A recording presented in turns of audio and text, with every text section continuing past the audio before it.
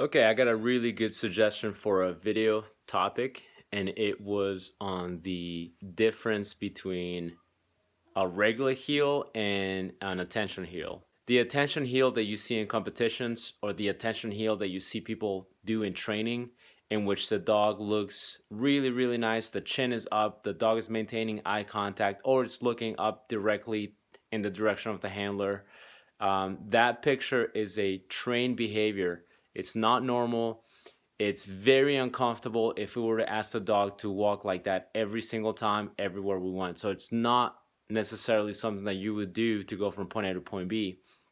That is more of a almost a trick, if you will. We want the dog to like that behavior, but we want it to be under stimulus control, which means we want it to be in a particular cue.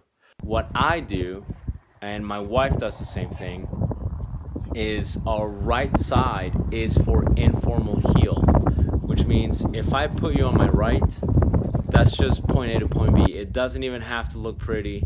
You just walk next to me, and as long as you're not pulling me, as long as you're not all over the place, I'm happy with that.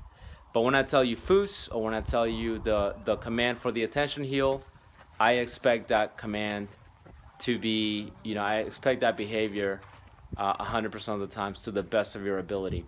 When I don't give you that, then it's just on the right. So if I go from point A to point B on the right, if we're gonna do foos or attention heel, we expect it to be an attention heel.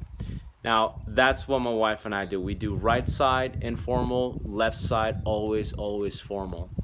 But what some people do is they'll give their dogs certain cues. So the cue could be heel for regular heel, and then foos for attention heel, also on the same side. Your heel could be heel for regular heel, and look or something like this for the attention heel, or watch, whatever you want to call it. The other thing too that is very interesting about dogs is they pick up on these subtle cues. They pick up on your body language before you even say anything. So a lot of times when dogs are about to do an attention heel, they know that they're about to do an attention heel because everything about your body tells them we're about to do an attention heel. You start to get your equipment ready. You start to stand up a little more stiff than usual. These body cues become an association to the dog that, oh, okay, this looks like we're about to do an attention heel drill. And then when you look more casual, then the dog kind of picks up on that too, and they go, okay, this is just a regular heel. Another thing that you can do that I know people do is they'll prime their dogs prior to an attention heel. Meaning if I tell you heel, it's on the left, that's fine, normal. You don't have to give me that attention heel. But if I start priming you, which means I start, maybe, I start teasing you a little bit, I start pushing you around a little bit, I start, getting into this playful mode, then that becomes the primer to the attention heel. One of my friends actually, what he told me he does is before he goes into the attention heel, he'll make his dog bark a couple of times, and that's a primer for his dog to know, oh, okay, we're about to do the attention heel. One of my instructors tells me that what they do is when they are about to do the attention heel, when they're about to go into the competition field, into the trial field, they'll start telling their dogs, ready, set, go. And then they start going into that heel, into that attention heel.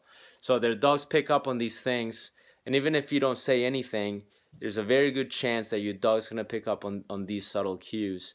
But it's always best to give them some sort of cue, like heel and then foos, or heel and then look. Or in my case, which I find very beneficial to me, right side. So right means, hey, just walk with me. Foos always means attention heel on the left.